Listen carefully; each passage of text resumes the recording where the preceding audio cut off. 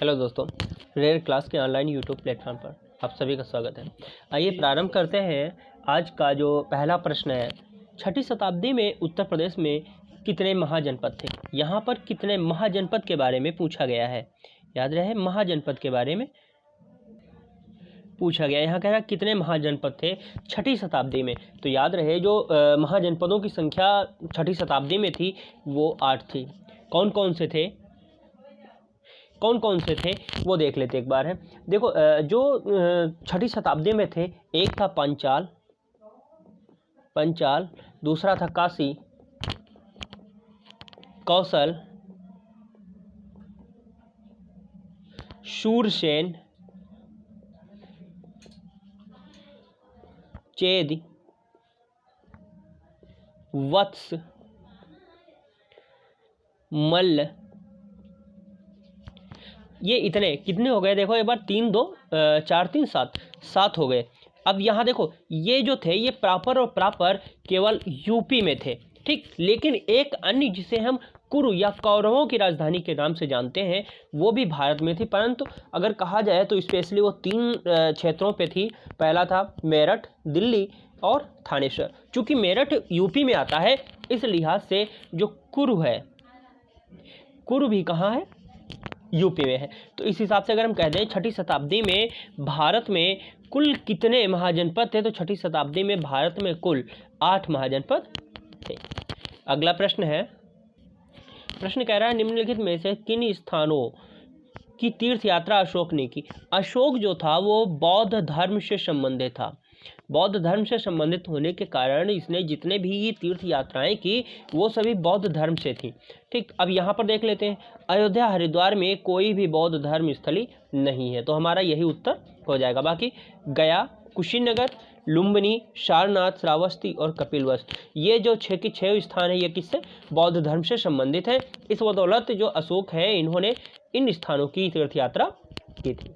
अगला प्रश्न है, कह रहा है उत्तर प्रदेश को पूर्व में किस नाम से जाना जाता था। यहाँ पर पूर्व की बात कर रहा है, मतलब कहा जा रहा है कि यूपी से पहले, मतलब वर्तमान में इसका नाम यूपी अर्थात उत्तर प्रदेश है, इससे पहले किस रूप में जाना जाता था, तो यूनाइटेड प्रोविंस के नाम से जाना जाता था। क्यों जाना जाता था, हम देखते हैं कि 1935 अधिनियम जो आया था, भारत शासन अधिनियम 1935, इसके तहत या इस अधिनियम के द्वारा 1937 में जो मध्य प्रांत था उसे यूनाइटेड प्रोविंस के नाम से संबोधित किया गया था, या संयुक्त प्रांत के रूप में संबोधित किया गया था। तो वही चीज़ यहाँ पर कह रहा है कि किस नाम से। अब यहाँ यूपी से पहले की बात किया जा रहा है, तो फिर क्या होगा, यूनाइटेड प्रोविंस। कब, 1937 में नाम बदला गया था। अधिनियम कौन सा था, अधिनियम 1935 था। अब अगर इससे पहले की बात कर दे तो मध्य प्रांत था। इससे पहले किस नाम से जाना जाता था, मध्य प्रांत नाम से जाना जाता था। अब यहाँ पर देखो, हो गया कि एक हो गया मध्य प्रांत, फिर हो गया यूनाइटेड प्रोविंस, उसके बाद हो गया उत्तर प्रदेश। तो 3 ये क्रम है, हमने आपको बता दिया है। अगला प्रश्न है, प्रश्न कह रहा है उत्तर प्रदेश में कालिंजर का युद्ध किनके मध्य लड़ा गया। तो जो कालिंजर का युद्ध हुआ था ये सबसे पहले सन देख लेते हैं, 1202 से 1203 में हुआ था। इसके बाद हम देखते हैं कि जो कालिंजर का युद्ध हुआ 2 लोगों के मध्य हुआ था। एक था चंदेल शासक परमर्ददेव। कौन था, चंदेल शासक परमर्ददेव। दूसरा था कुतुबुद्दीन ऐबक। इन दोनों के मध्य क्या हुआ था, कालिंजर का युद्ध हुआ था। आगे अगला प्रश्न है, हाँ, प्रश्न कह रहा है उत्तर प्रदेश के आगरा नगर पर बाबर ने कब अधिकार किया था। यहाँ पर ये इस प्रश्न को एक बार देख लो। कह रहा है कि जैसे हमने बताया था कि कालिंजर का युद्ध कहाँ, कुतुबुद्दीन और परमर्ददेव के मध्य हुआ था। इसमें जो परमर्ददेव थे इनकी मृत्यु हो गई थी। हम कह सकते हैं कि परमर्ददेव हार गए थे और कुतुबुद्दीन ऐबक विजयी हुआ था। आइए ये प्रश्न देखो, कह रहा है कि उत्तर प्रदेश के आगरा नगर पर बाबर ने कब अधिकार किया था। याद रहे, बाबर ने अधिकार इससे पहले, जब हम बात कर लें कि बाबर सबसे पहले जो 1527 का युद्ध था, 1527 का युद्ध था, इसे जीता था। हुआ क्या था, जो हम खानवा का युद्ध पढ़ते हैं, खानवा का युद्ध, तो इसमें बाबर और राणा सांगा के मध्य युद्ध हुआ था। बाबर व राणा सांगा के मध्य युद्ध हुआ था और इसमें बाबर की विजय हुई थी। और इसी विजय के चलते हुए हम कह सकते हैं कि अब जाहिर सी बात है, अगर आपको कोई भी युद्ध जीतना है तो उससे पहले जिनके प्रति आपको युद्ध करना है उसके पास पड़ोस रहना होगा। तो युद्ध कब किया था? खानवा का युद्ध कब हुआ था? 1527 में। इसका मतलब कह रहा है कि 1527 में युद्ध हुआ था, तो इससे पहले ही बाबर ने क्या किया होगा? आगरा पर अधिकार कर लिया होगा। तो इसमें देखो 1529, 30, 20, 22, इसमें 1522 दिया। क्या 22 सही है? 29 तो 27 के बाद है जी नहीं, 22 नहीं है। इसका जो करेक्ट आंसर है वो 1526 है। 1526 है, यहाँ मिसप्रिंट हो गया, 22 की जगह 6 होना चाहिए था। तो याद रहे जो बाबर है इन्होंने आगरा पर आक्रमण कब किया, मतलब अधिकार कब किया था? 1526 में किया था, खानवा के युद्ध से पहले। अगला प्रश्न है, प्रश्न कह रहा है उत्तर प्रदेश में किस स्थान पर हर्षवर्धन ने बौद्ध सम्मेलन का आयोजन किया था? याद रहे जो हर्षवर्धन है ये शासनकाल 606 ईस्वी से ये प्रारंभ करते हैं और इनकी 2 राजधानी थी, एक थी थानेश्वर, दूसरी थी कन्नौज। जब बौद्ध धर्म की बात करते हैं या बौद्ध महासम्मेलन की बात करते हैं तो इन्होंने बौद्ध महासम्मेलन केवल एक स्थान पर किया था, वो था प्रयागराज। इसके अतिरिक्त अगर हम बात कर रहे हैं तो वो था कन्नौज। अब याद रखना, अगर प्रयागराज ऑप्शन में नहीं है तो हमारा उत्तर कन्नौज होगा, कन्नौज जरूर आएगा। लेकिन यदि यहीं पर थानेश्वर आता है तो थानेश्वर में इन्होंने बौद्ध धर्म का कोई भी सम्मेलन नहीं करवाया था। क्लियर?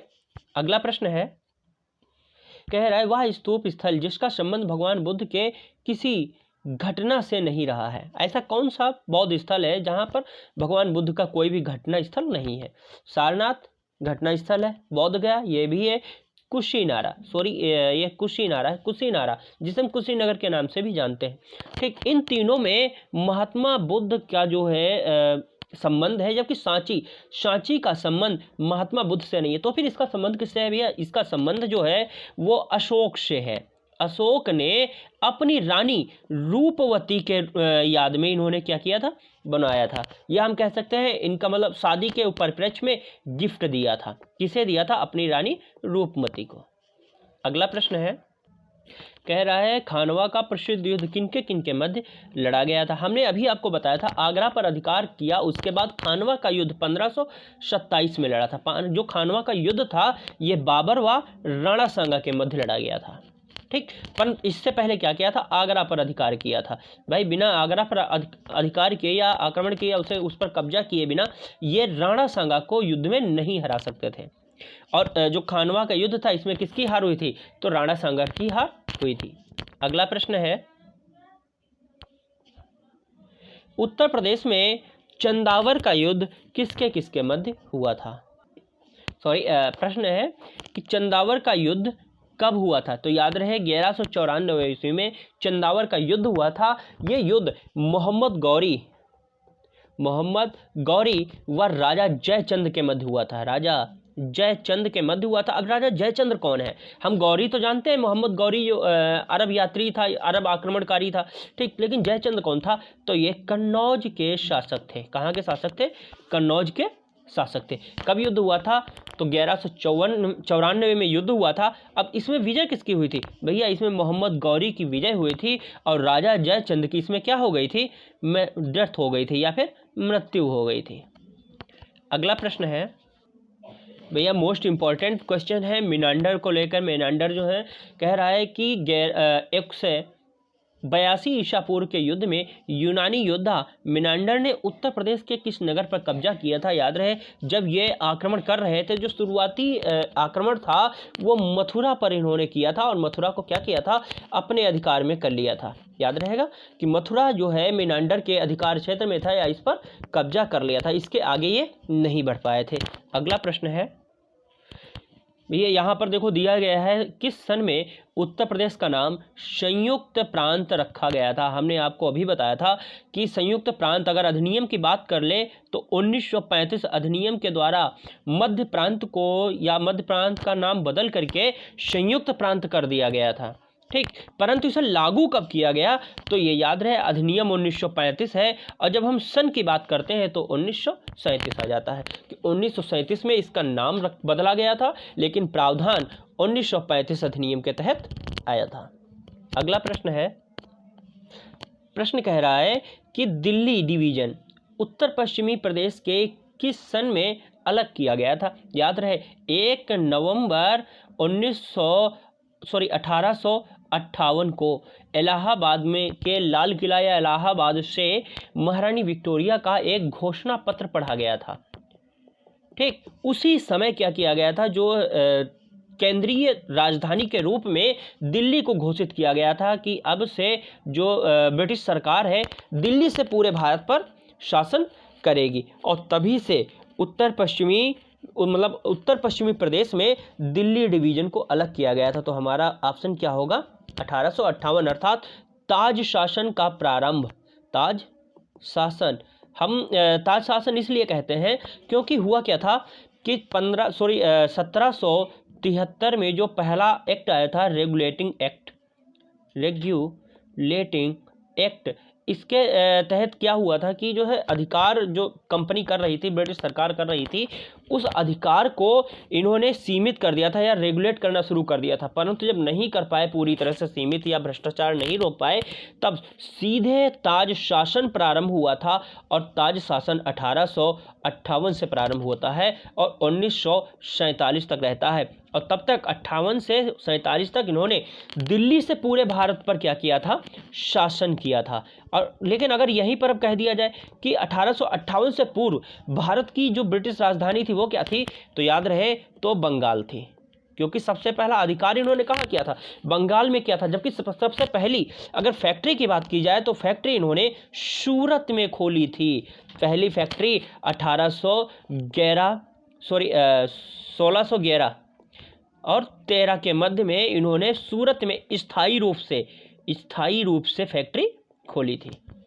अगला प्रश्न है, यहाँ पर दिया हुआ है गुप्त सम्राट समुद्रगुप्त की दिग्विजयों का विवरण किस लेख में मिलता है। यहाँ पर अब एक चीज ध्यान रखना, यहाँ पर दिग्विजयों का अर्थात उनके द्वारा विजिट किए गए प्रदेशों का विवरण किस लेख में मिलता है, तो प्रयागराज लेख है। इसकी लेख किस में लिखा गया है, ये संस्कृत में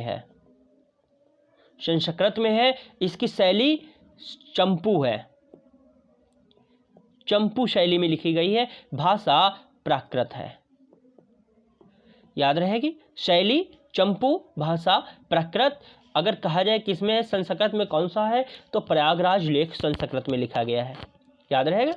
आगे बढ़ते हैं, अगला प्रश्न है, प्रश्न कह रहा है महात्मा बुद्ध का जन्म कहाँ हुआ था। यहाँ जन्म की बात की जा रही है। याद रहे महात्मा बुद्ध का जो जन्म था 563 ईसा पूर्व में लुम्बिनी में हुआ था। लुम्बिनी कहाँ पड़ता भैया, नेपाल में पड़ता है। नेपाल क्या है, नेपाल के किस क्षेत्र में पड़ता है, तो याद रहे नेपाल का जो तराई क्षेत्र, इसीलिए ये भारत के तहत आता है। नेपाल के तराई क्षेत्र लुम्बिनी में महात्मा बुद्ध का 563 ईसा पूर्व में जन्म हुआ था। अब यहीं पर इनकी मृत्यु अगर पूछ ले तो 483 ईसा पूर्व में कहाँ हुआ था, कुशीनगर में हुआ था। कुशीनगर या फिर कुशीनारा भी, कुशीनारा जो है ये प्राचीन नाम है, जबकि कुशीनगर क्या है, वर्तमान नाम है। ठीक है। अब इनकी आयु की बात की जाए तो लगभग 80 वर्ष इनकी आयु थी। अब इनके अगर अन्य प्रश्न आ जाए, जैसे इनकी पत्नी का नाम, तो यशोधरा है। यशोधरा ये इनकी कौन थी, इनकी पत्नी थी। और इनकी पुत्री आ जाए तो पुत्र आ जाए तो पुत्र है राहुल।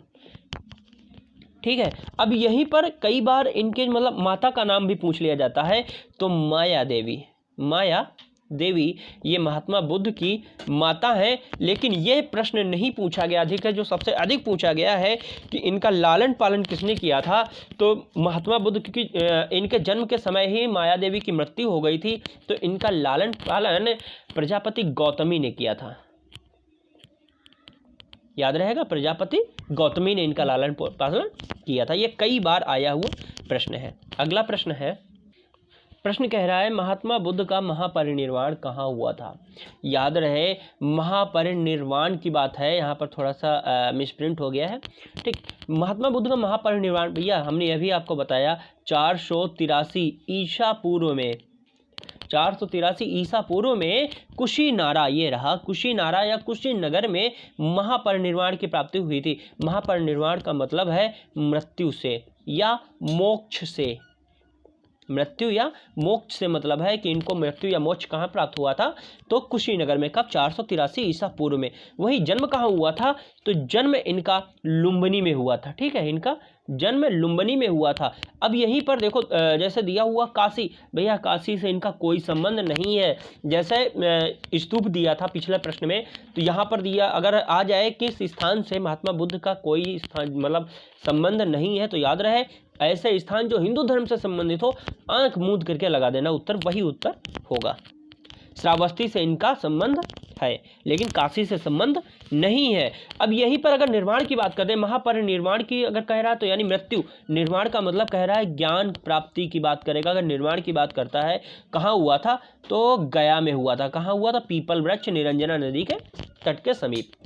अगला प्रश्न है, प्रश्न कह रहा है कुशीनारा या वर्तमान नाम कुशीनगर किसकी राजधानी थी। तो भैया कुशीनगर मल्लों की राजधानी थी, और यहाँ पर इन्हें महापरिनिर्वाण की प्राप्ति हुई थी। कब प्राप्ति हुई थी, तो याद रखना जो सन है वो 483 ईसा पूर्व है, 483 ईसा पूर्व है। ये मल्लों की राजधानी थी, स्थान कुशीनारा था, ये वर्तमान नाम कुशीनगर है। ठीक है, अगला प्रश्न है, कह रहा है आगरा शहर की स्थापना किसने की थी। पर इससे पहले एक चीज इसमें देख लो, महात्मा बुद्ध का जो है अगर यहाँ पर आ जाए कि जैसे हमने ये बता दिया महापरिनिर्वाण, ठीक है। अब एक बात है, महापरिनिर्वाण प्राप्त हुई, क्या ये स्वयं की मृत्यु से मतलब इनकी मौत हुई थी स्वयं, जैसे कहते हैं इच्छा मृत्यु एक होती है, एक होती है कि बिना किसी कारण के मृत्यु होना, ठीक, एक होता है पीड़ा या किसी कारण वजह से मृत्यु होना। तो भैया ये अतिसार रोग से ग्रसित हुए थे, अतिसार रोग से ग्रसित होकर इनकी मृत्यु हुई थी। इतिहास में मोस्ट इंपॉर्टेंट है, देखो 2-3 ऐसे शासक हैं जिनकी मृत्यु अतिसार रोग से हुई थी। एक है महात्मा बुद्ध, उसके बाद जो सम्राट अकबर है और सम्राट अशोक, ये 3 ऐसे शासक हैं जिनकी मृत्यु अतिसार रोग से हुई थी। अतिसार कहते हैं पेचिस को या दस्त आने को कहते हैं, ठीक है। अब इनको ये क्यों हुआ था, इतिहास में एक किंवदंती है कि इन्होंने शूकर का मांस खाया था किसी शिष्य के द्वारा, ठीक है, परंतु उसी की वजह से इनकी मृत्यु हो गई थी, याद रहेगा। आइए देखते हैं अब जो प्रश्न अगला है, आगरा शहर की स्थापना किसने की थी। तो याद रहे आगरा शहर की स्थापना 1206 ईस्वी में सिकंदर लोदी ने किया था। आगरा शहर की स्थापना सन कौन था, 1206 ईस्वी थी, ईसा पूर्व नहीं ईस्वी थी, और सिकंदर लोदी ने किया था। उसमें दिल्ली शासन किसके अधीन था, सिकंदर मतलब लोदी वंश शासन कर रहा था। कौन कर रहा था, लोदी वंश शासन कर रहा था। कहाँ कर रहा था, दिल्ली में कर रहा था। ठीक है, समझ में आ गया कि आगरा शहर की स्थापना किसने की थी, सिकंदर लोदी ने किया था, लोदी वंश से संबंधित थी। आगरा शहर की स्थापना 1206 ईस्वी में की गई थी। अगला प्रश्न है, अशोक द्वारा निर्मित भारत का राज चिन्ह स्तंभ उत्तर प्रदेश में कहाँ स्थित है। भैया सभी जानते हो, जाहिर सी बात है, हमारा सारनाथ में क्या है, अशोक का स्तंभ है। और यहाँ पर जो अशोक स्तंभ है इसमें 4 सिंह बने हुए हैं। कितने बने हुए हैं, 4 सिंह बने हुए हैं, जबकि किसी भी एंगल से देखने पर हमें 3 सिंह दिखाई देते हैं, ठीक है। अब याद रखना यहाँ 3 हटा दो, 4 सिंह बने हुए हैं। कई बार प्रश्न में पूछा गया है जो राज चिन्ह है इसमें कुल कितने सिंहों को दर्शाया गया है, तो याद रखना 4 सिंहों को दर्शाया गया है, ठीक है। अगला प्रश्न है, हर्षवर्धन ने 2 महान धार्मिक सम्मेलनों का आयोजन किया था। 2 महान धार्मिक सम्मेलनों के आयोजन की बात की जा रही है।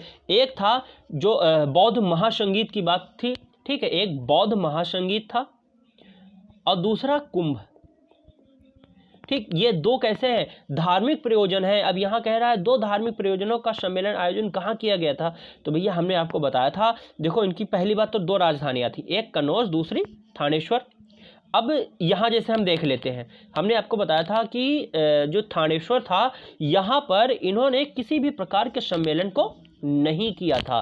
ठीक, तो इससे क्या साबित होता है, जिसमें थानेश्वर हो या काट दो, प्रयागराज थानेश्वर नहीं होगा, वल्लभी प्रयागराज थानेश्वर वल्लभी नहीं होगा। अब आता है वल्लभी प्रयागराज और कन्नौज प्रयागराज। हमने आपको इससे पहले जो प्रश्न आया था बौद्ध महासम्मेलन का, उसमें बताया था इन्होंने प्रयाग में बौद्ध महासम्मेलन किया था। दूसरा मैंने क्या बताया था कि 2 क्षेत्र थे, एक राजधानी थी, एक स्थान प्रयागराज था। जब हम राजधानी की बात करते हैं तो कन्नौज में इन्होंने बौद्ध सम्मेलन आयोजित करवाया था। अब वहीं पर आ जाए कि कुंभ मेले का प्रयोजन इन्होंने कब से शुरू किया था, तो फिर याद रखना 644 या 41 ईसा पूर्व जो है तब से क्या किया था इन्होंने, कुंभ मेले का आयोजन करवाया था, ये याद रहेगा। अब यहीं पर एक चीज गौर करने वाली बात है, कुंभ मेले का आयोजन कहाँ करवाया था भैया, प्रयागराज में करवाया था। जब कुंभ मेला प्रयागराज में करवाया था तो फिर कन्नौज किससे संबंधित भैया, कन्नौज संबंधित है बौद्ध धर्म से संबंधित, इन्होंने बौद्ध धर्म का सम्मेलन भी वहाँ करवाया था। क्लियर, याद रहेगा। आइए देखते हैं अगला प्रश्न है, पुष्यमित्र शुंग द्वारा किए गए अश्वमेध यज्ञों का विवरण किस लेख में मिलता है भैया। आज जो अयोध्या में आज 22 तारीख है, अयोध्या में क्या हो रहा है, राम का राज्याभिषेक हो रहा है, या हम कह सकते हैं जो मंदिर बनाया गया है उसके जीवन प्रतिष्ठा, या फिर ये कह लो कि भगवान राम को वहाँ पर आध्यात्मिक रूप से स्थापित किया जा रहा है। आज से ये याद रखना। और हम जानते हैं जब भगवान राम वनवास काट करके घर आए थे, अयोध्या आए थे, तब उन्होंने एक यज्ञ करवाया था, वो था अश्वमेध यज्ञ। अश्वमेध यज्ञ में क्या होता है कि घोड़े को छोड़ दिया और वो जहाँ तक जिस राज्य में भी भ्रमण करता, वो सब राज्य किसके तहत आता, उनके राज्य के तहत आता, कि अगर कोई पकड़ता नहीं तो। ठीक, अब यही था अश्वमेध यज्ञ। अब इसी से याद रखना, जहाँ आ जाए अश्वमेध यज्ञ तुरंत भगवान राम को याद करना। अच्छा, भगवान राम वाला है ये अश्वमेध यज्ञ, तो फिर तुरंत याद आएगा कि लेख भी कहाँ होगा भैया, लेख भी अयोध्या में होगा। पुष्यमित्र शुंग ने जो अश्वमेध यज्ञ का विवरण है ये कहाँ से प्राप्त होता है, अयोध्या से प्राप्त होता है, याद रहेगा। आज का ये सेशन यहीं तक था। यदि आपको आज का सेशन अच्छा लगा हो तो प्लीज़ लाइक, शेयर और सब्सक्राइब कीजिए। धन्यवाद।